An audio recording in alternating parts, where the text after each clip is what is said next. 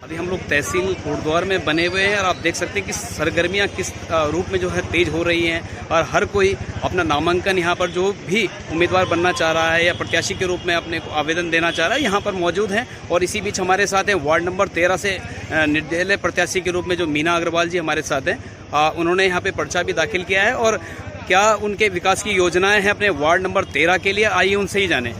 सर्वप्रथम आपका आभार है और आपको हम लोग अग्रिम बधाइयाँ देते हैं आपके वार्ड के प्रत्याशी के रूप में। जी धन्यवाद आपका। सबसे पहले तो हमारे वार्ड में जो है आवारा पशुओं से बहुत प्रॉब्लम हो रही है सबको, उनसे निजात दिलानी है।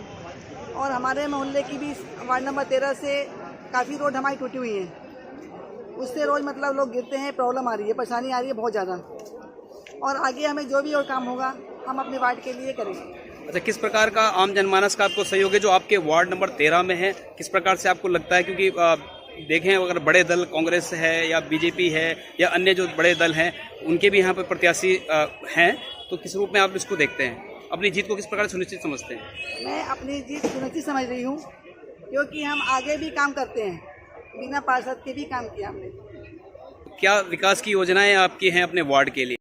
और मुझे उम्मीद है कि सबका मेरे को सहयोग मिलेगा और मैं सबके सहयोग से जो भी होगा मैं पार्षद बन के वार्ड का काम करूँगी। किसी की भी कॉल आएगी मैं रिसीव करूँगी, उनके लिए हर टाइम में खड़ी। और मीना अग्रवाल जी के जो है समर्थन में यहाँ पे यति परमानंद महाराज जी हमारे साथ हैं और उनसे ही जानना चाहेंगे किस प्रकार का आप समर्थन आप इनको देते हैं जो वार्ड नंबर 13 से निर्दलीय प्रत्याशी के रूप में जिन्होंने आज अपना नामांकन यहाँ पे भरा है।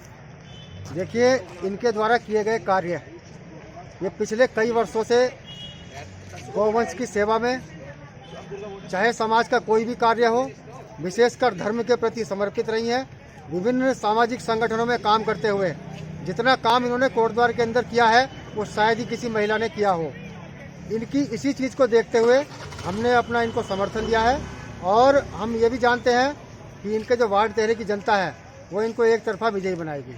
और साथ ही हमारे साथ गौ सेवक जो हैं राजेश जदली जी हैं, आपका किस प्रकार से समर्थन है मीना जी के लिए?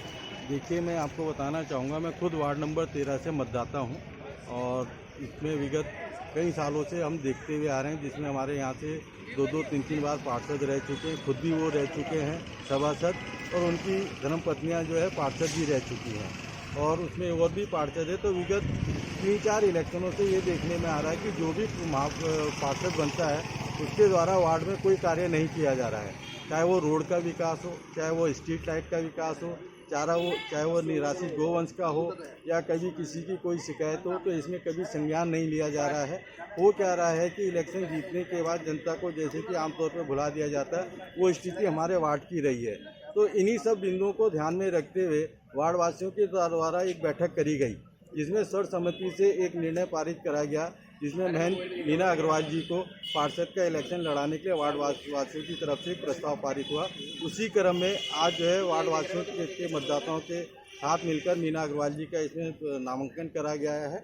और क्योंकि वार्ड दाता जो मतदाता हैं उनकी सहमति से इनका नाम प्रस्तावित हुआ है, तो यहाँ पे मैं आपको कहना चाहूँगा कि इनकी जीत एक तरफा जीत होगी, इनके मुकाबले में कोई नहीं है और इनकी जीत 1 से 1% तय है। आप उनके समर्थन में हैं और अन्य जो बड़े दल हैं उन्होंने भी अपने जो प्रत्याशी यहाँ पे उतारे हुए हैं, तो क्या आपको लगता है कि इनके चुनाव पे कहीं फ़र्क पड़ेगा वार्ड नंबर 13 के? देखिए, इसमें मैं स्थिति स्पष्ट कर दूँ कि जो राष्ट्रीय स्तर के दलों ने अपने जो प्रत्याशी खड़े करे हैं वो एक तरीके से डमी प्रत्याशी हैं, ना तो वो कभी अपनी पार्टी में सक्रिय रहे, ना ही कभी वो वार्डों में सक्रिय रहे। और हमारे जो वार्ड के जितने मतदाता हैं शायद उनमें से आधे से ज़्यादा 90% को तो वो मतदाता ऐसे जो उनके नाम से परिचित नहीं है।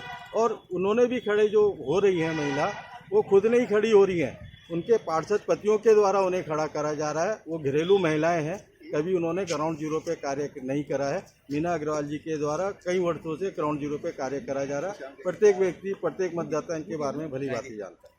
ये तो आने वाला समय ही बताएगा कि जीत का ताज किसके सर पर सवार होता है या किसके सर पर चढ़ता है। लेकिन फिर भी कहीं ना कहीं हम देखें कि हर जो प्रत्याशी निर्दलीय रूप में है, चाहे किसी पार्टी के समर्थन से यहाँ पर है, हर कोई चाहता है, हर कोई यही कह रहा है कि मेरी जीत सुनिश्चित है। वो वक्त ही बताएगा।